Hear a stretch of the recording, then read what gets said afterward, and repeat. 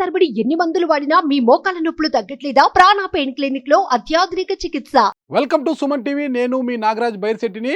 గత 2 రోజులుగా అందరూ ఎప్పుడెప్పుడా అని ఉత్కంఠభరితంగా ఎదురు చూస్తున్న ఏపీ మంత్రివర్గ శాఖల కేటాయింపు జరిగిపోయింది.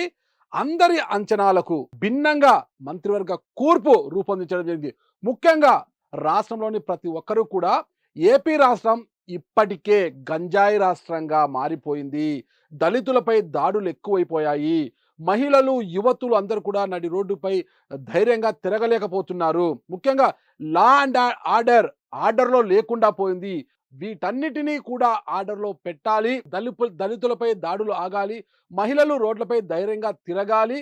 రాష్ట్రాన్ని గంజాయి రహిత రాష్ట్రంగా మార్చాలి అంటే గబ్బర్ సింగ్, అదే జనసేన అధ్యక్షుడైన పవర్ స్టార్ పవన్ కళ్యాణ్ గారు హోంమంత్రి అయితేనే ఇవన్నీ చేయగలరు. ఆయనైతేనే దీనికి సూటబుల్ అని అందరూ భావించారు. ప్రతి ఒక్కరూ కూడా అంటే పవన్ కళ్యాణ్ గారు గెలిచిన నాటి నుంచి కూడా పవన్ కళ్యాణ్ గారు ఉప ముఖ్యమంత్రితో పాటు ఖచ్చితంగా హోంమంత్రిగా బాధ్యతలు స్వీకరిస్తారని అందరూ అనుకున్నారు.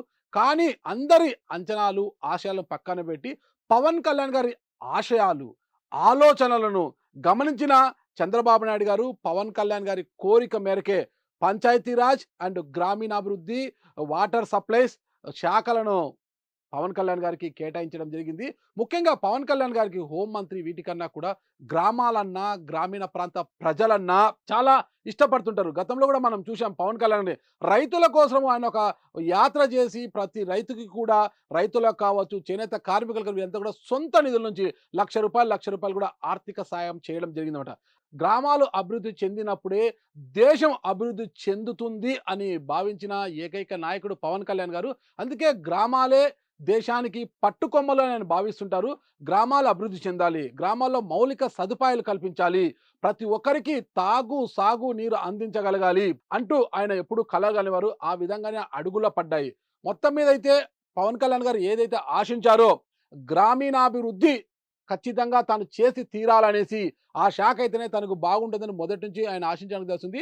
ఆయన ఆశల మేరకే మరి చంద్రబాబు నాయుడు గారు ఆ శాఖ కేటాయించారు. అంటే ఆయన అభిమానుల్లో అంటే గబ్బర్ సింగ్ సినిమా చూసినప్పుడు పోలీస్ యూనిఫామ్లో ఎలా కనిపించారు అలాంటి దట్టి ఇంకొకటి వాళ్ళ నాన్నగారు కూడా ఏఎస్ఐగా పోలీస్ డిపార్ట్మెంట్ ఏఎస్ఐ వరకు పనిచేశారని కూడా చాలాసార్లు ఆయన చెప్పారు కదా. అందుకు అలాంటి పోలీస్ డిపార్ట్మెంట్ని ఎంతో ప్రేమించే పవన్ కళ్యాణ్ గారు ప్రతిసారి అనేవారు తన సభలో పోలీసులు అంటే తనకు ఇష్టమని, చాలా గౌరవమని, పోలీసులకు వారాంతపు సెలవులు, టీఏడిఏలు క్రమం తప్పకుండా ఇప్పించేలా చూసాను చాలాసార్లు అన్నారు.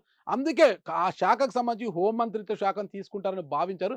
అయితే ఏదేమైనా కూడా పోలీస్ శాఖను మరొకరికి ఇచ్చిన పవన్ కళ్యాణ్ గారికి చాలా ఇష్టమైన శాఖను కేటాయించడం మాత్రము ఆశ్చర్యానికి గుర్తు చేసిన, చాలా ఆనందంగా మాత్రం పవన్ కళ్యాణ్ గారు ఉన్నట్లుగా మనకు తెలుస్తోంది.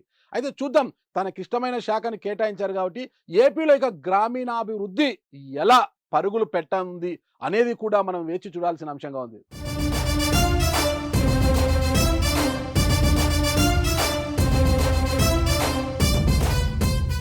సుమన్ టీవీలో మీ పర్సనల్ అండ్ బిజినెస్ ప్రమోషన్స్ కోసం కింది నెంబర్కి కాంటాక్ట్ చేయండి.